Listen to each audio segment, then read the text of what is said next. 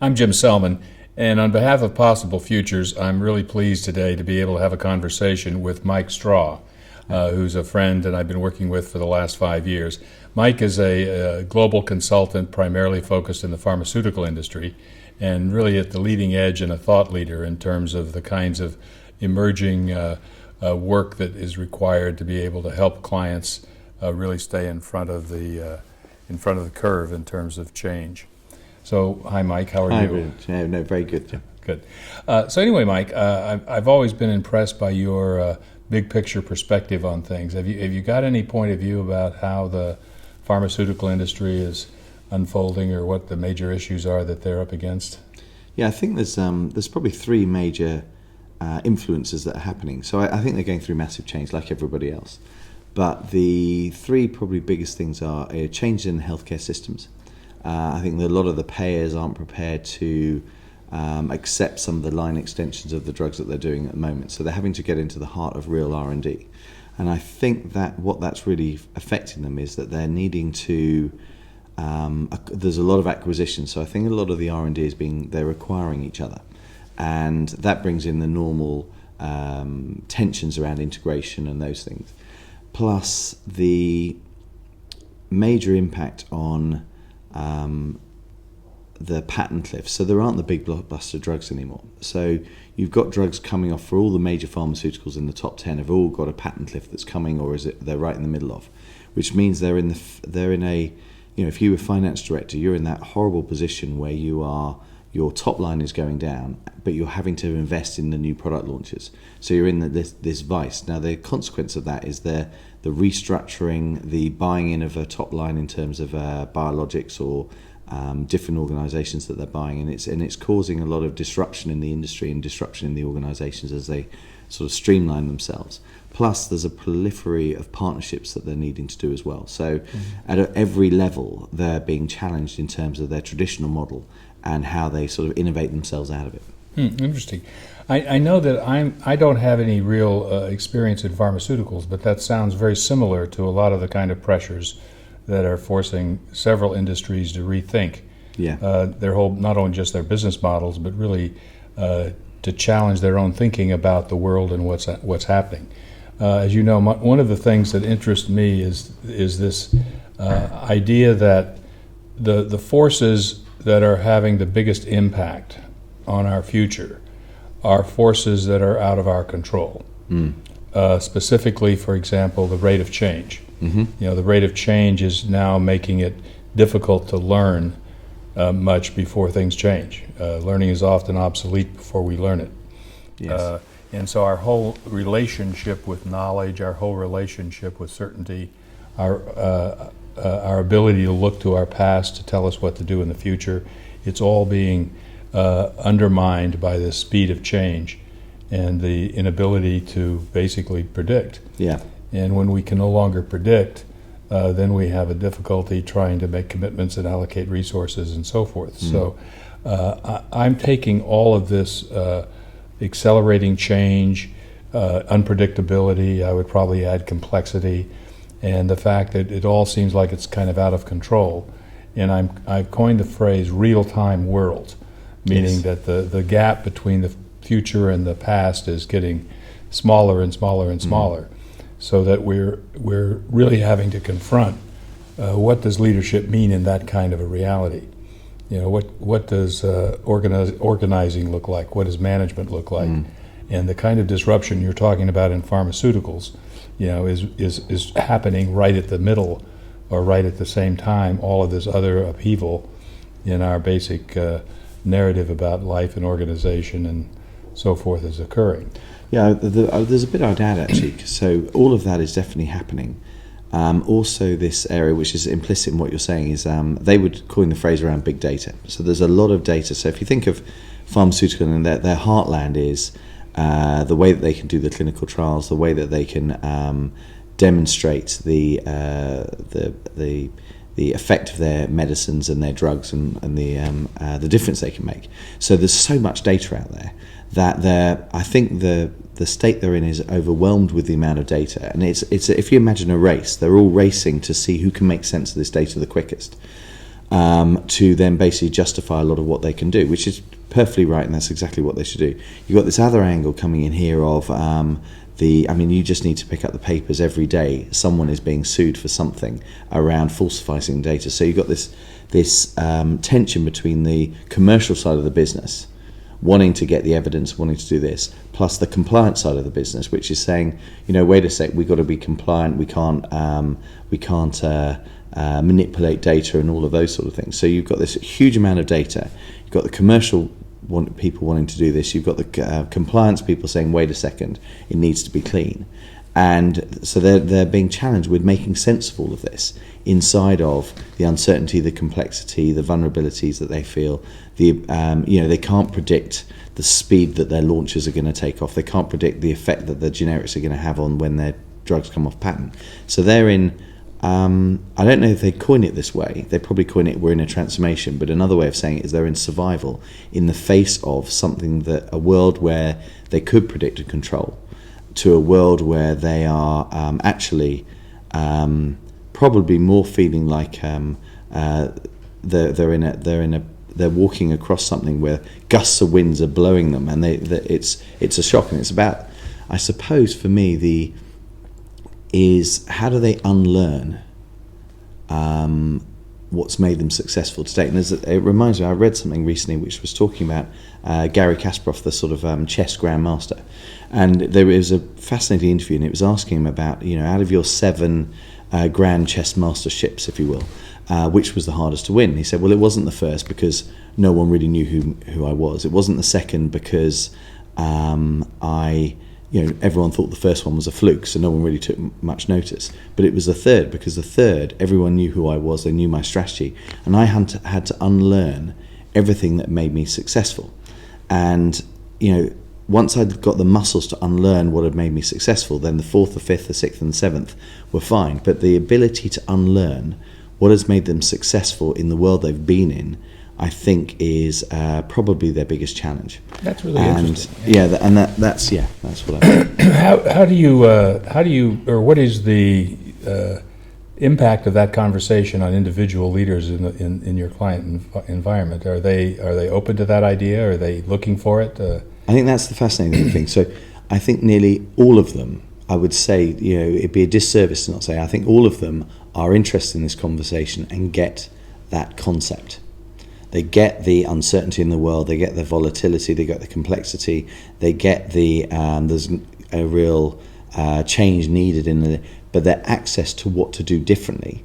It's like, I get it, but I'm going to drink the same cup that I've drunk out of. Nothing changes. That resonates with something I've been working on personally, which is how do I unlearn my own body of thinking? Yes. And how do I unlearn my own way of looking at the world and understanding things? And so I've put myself into a kind of a experiment for the last couple of years, and one of the discoveries that I've come upon is that it's almost impossible to do that by yourself. Yeah. That you can't unlearn the way you see your things and the way you yeah. think, and your own blindness from inside yourself. And that's really one of the most powerful realities in terms of why we need collaboration, why we need partnerships, why we need really skillful coaches and leaders that can be able to assist others to get out of their own way without having some particular other agenda going at the same time. I know in my own case, one of the big discoveries I had was that I've always thought for years that choice, as an example, was about individual will. And one of the things I've discovered is that choice is something that's only makes sense when you can see the structure of thinking or the interpretation within which you're choosing. So inside a particular box or inside a particular perspective or inside a particular point of view, there are real no choices. Just variations. Just options inside a particular frame.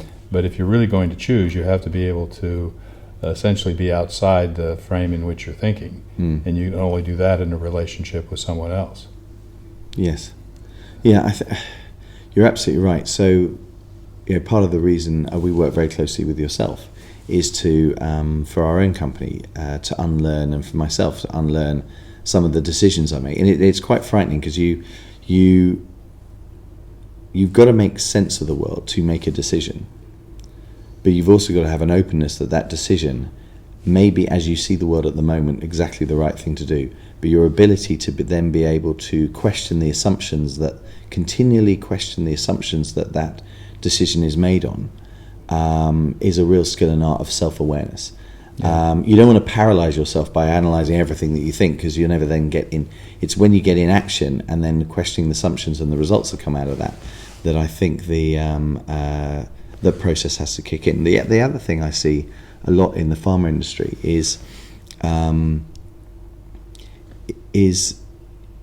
they've got a lot of very, very bright people, as you have in many industries. They are able to question some of their assumptions. But another dynamic then comes in of whether the collective conditioning of the organisation allows them to then act on the new insight they may have. Mm-hmm. So it does need skillful coaches. It needs skillful people to be able to point out blind spots for people to get that self-awareness. But then there's an ability required in the organisation that when you have this new awareness, if you will, that you then have the ability to shift the collective conditioning of the organisation en masse. And that's that takes brilliant leadership that can inspire people to leave the world that they were in. I mean, you coin a phrase, in between trapezes. You know, the ability to leave one trapeze and grab hold of the other one is takes courage, takes great leadership.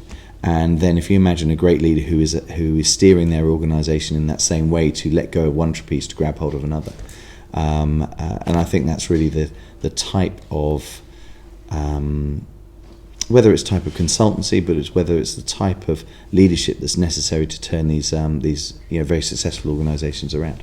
Yeah, well, I think that's one of the things I've admired in Achieve Breakthrough's approach in general, is that its capacity to partner with their clients, as opposed to try to present the client with a new model or a new answer or some gee whiz way to think about things, to be able to really have both compassion for how difficult that can be, and at the same time be able to provide a kind of independent focus and rigor as they go through their own unlearning and their own reinvention process or their own transformational process.